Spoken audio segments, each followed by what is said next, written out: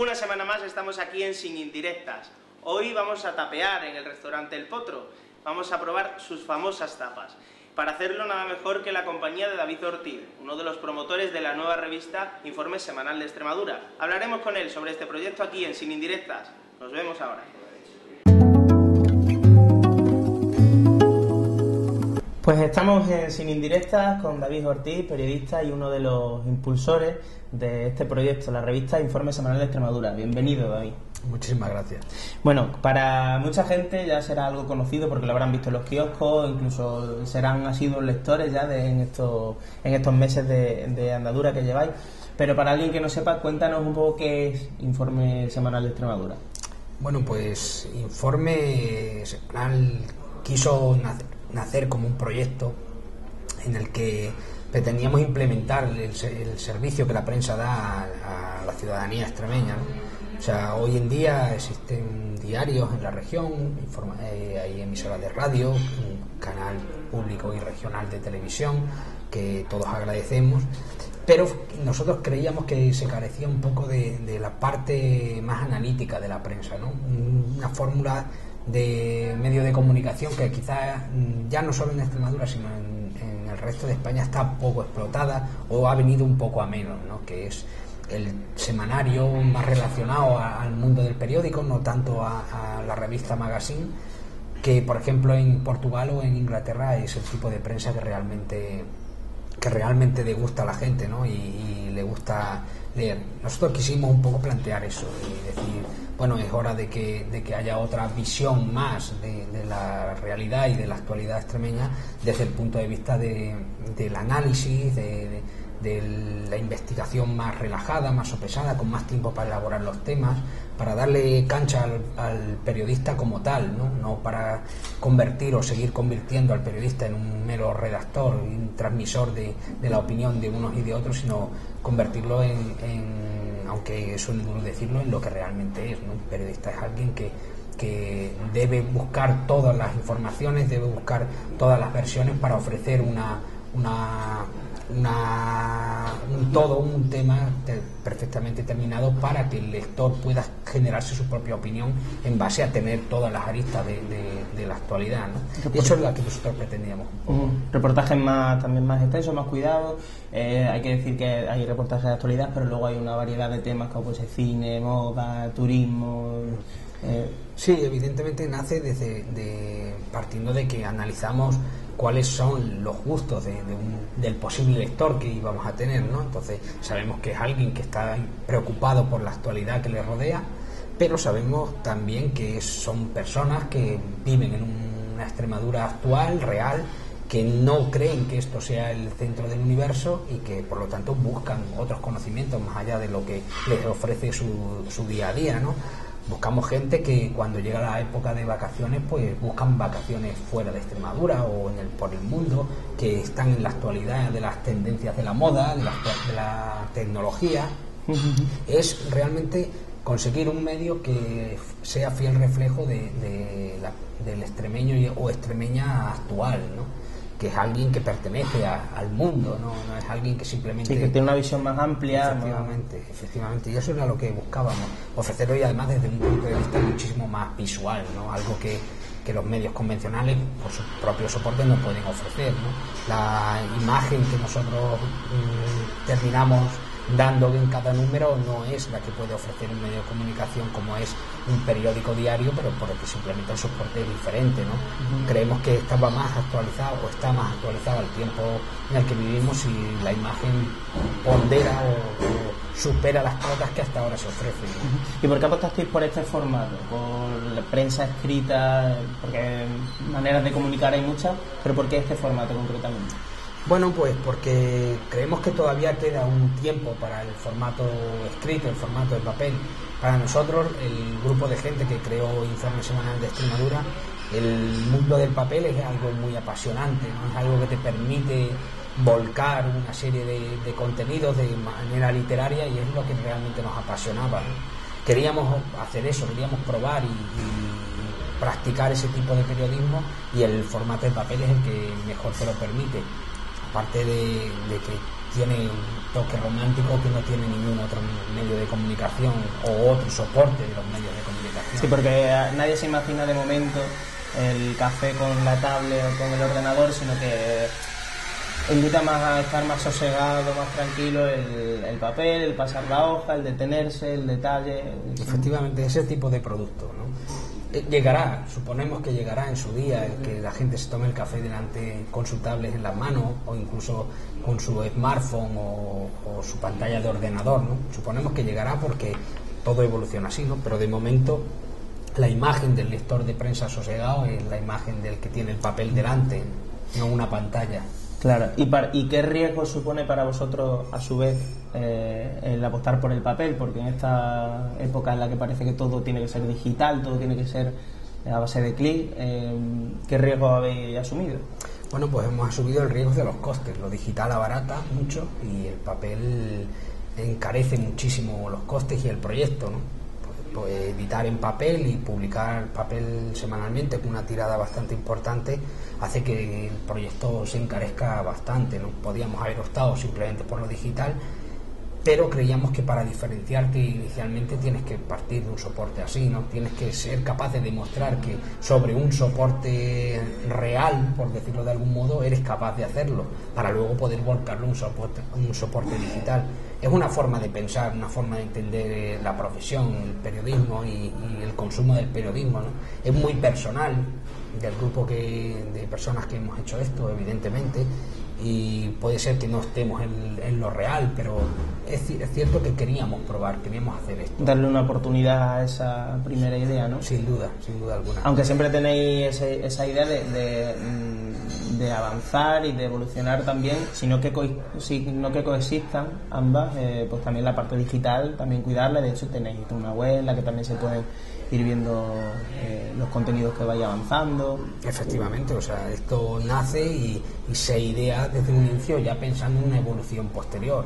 No podemos tampoco cegarnos a la realidad de las cosas, ¿no? Y a la evolución a la que nos estamos viendo sometidos.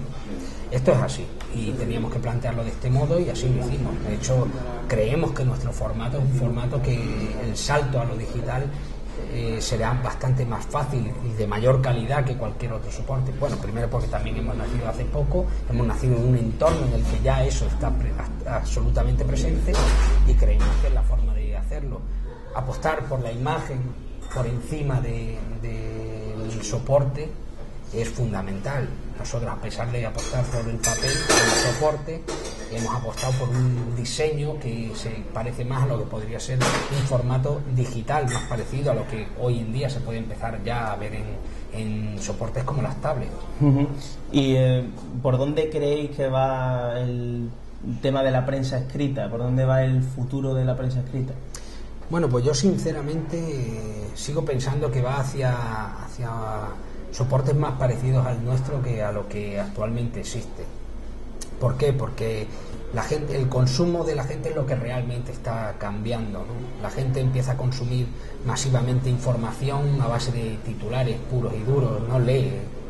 Esto puede ser preocupante, pero también hay que conocer el entorno en el que te mueves y saber adaptarte a ellos. Si la gente quiere titulares a diario porque no tiene tiempo, es lo que hay que saber ofrecerle con muchísima más intensidad y más calidad. O sea, no es ofrecer titulares porque sí, los titulares tienen que tener un significado y tienen que informar ya suficientemente como para que la gente no tenga necesidad de seguir leyendo más allá de lo que su propio tiempo vital les permite, ¿no? Pero hay tiempo para que la gente le dedique un rato a informarse más en profundidad, en lectura, y por eso nosotros creímos ya de inicio que este era un formato muy adecuado y seguimos creyendo que lo es, ¿no? No sabemos si terminará evolucionando hacia lo que nosotros hemos proyectado o nos obligará a variar, ¿no? Pero es cierto que hay que saber asumir que la modificación de las costumbres del consumo de información de la gente para ofrecer lo que realmente la gente demanda, ¿no? Saber en qué momento se le puede pedir a alguien o se le puede decir a alguien: tiene usted ahora un rato, lea, o decirle a alguien: lea estos 4 titulares y siéntase informado. Claro, porque en cuanto a los titulares sí que esa batalla la tenemos muy perdida por el tiempo que pasa entre el titular y la publicación, pero sí que esa generación de opinión, que muchas veces es lo que lo que debe fomentar, ¿no?, el periodismo, el generar opinión, dar los datos y que cada uno tome sus conclusiones, sí que le llega a través de esta reflexión, ¿no?, a través de estos reportajes más pausados y más... Efectivamente, pero tampoco quisiera yo que pareciera que nosotros hemos inventado nada, ¿no? Esto es el germen de la prensa escrita, tal cual la conocemos hoy. Sí, pero es un poco volver a antes de esta degeneración por la que ha pasado todo. Efectivamente, o sea, aquí cuando se analizaban, cuando tú vas a la facultad de periodismo y analizas lo que era en aquel entonces los 3 grandes soportes para la información o para un periodista, que era la radio, el papel y la televisión, se decía que la radio informa, la televisión enseña y la prensa escrita analiza, ¿no? O sea, con esto ya quiero decir que no estamos inventando nada y seguramente la prensa escrita tenga que regresar a eso, ¿no? Hubo un momento en el que, cuando Internet irrumpe con tanta rotundidad, la prensa escrita se vuelve un poco loca, no sabe cómo adaptarse, no sabe cómo ofrecer, y quizá acabó ahí un parte de su propia tumba, ¿no? O sea, de repente ofrecer algo que cuesta tanto económicamente como en tiempo, como en esfuerzo, como en trabajo generar, que son los contenidos que ofrece un diario todos los días o que ofrece una revista cada semana o cada mes, se vuelven absolutamente locos y se vuelca totalmente gratis en Internet, empiezas a acabar tu propia tumba, como hasta ahora conocíamos este tipo de negocio, ¿no? Se empieza a generar, digamos, la garantía a la gente de que puede acceder a esos contenidos de modo gratuito, y generar esos contenidos cuesta dinero. Entonces, si eso parece incompatible de inicio, ¿no? Ahora se intenta regresar un poco, pero ya empieza a ser bastante... Claro, si el concepto que tiene la gente es que esto es de modo gratuito, ahora volver a pagar por los mismos contenidos sí que es reticente, por mucho que cueste dinero y que sea un engranaje. Eso es evidente. Las grandes empresas de comunicación de este país se han visto involucradas en eso y de hecho son los que más la están sufriendo, ¿no? Los datos que ofrece OJD o EGM sobre la venta de periódicos y el consumo de periódicos diarios es realmente catastrófica, ¿no? Ya se puede enmascarar en lo que se quiera, pero evidentemente la venta de periódicos en este país ha caído con bastante fuerza, aparte de que vivimos en un país que la gente no está habituada a leer periódicos o semanarios como en otros países de Europa. Subes de Francia hacia arriba y la gente consume periódicos con una naturalidad pasmosa, ¿no? Mientras que aquí hoy en día ver a alguien con un periódico debajo del brazo, si no es el del bar, es complicado, ¿no? Y bueno, hablabas que sois una publicación joven, pero también jóvenes son vuestras firmas, vuestros colaboradores, quizás muchos no en edad, sí en espíritu, en la frescura. ¿Eso cómo se transmite en la publicación? Pues creo que la publicación transmite eso desde el primer momento y con absoluta naturalidad. O sea, si se tiene delante, se ve que es fresca, se ve que es limpia, luminosa, y a medida que vas avanzando en sus páginas te vas encontrando lo mismo.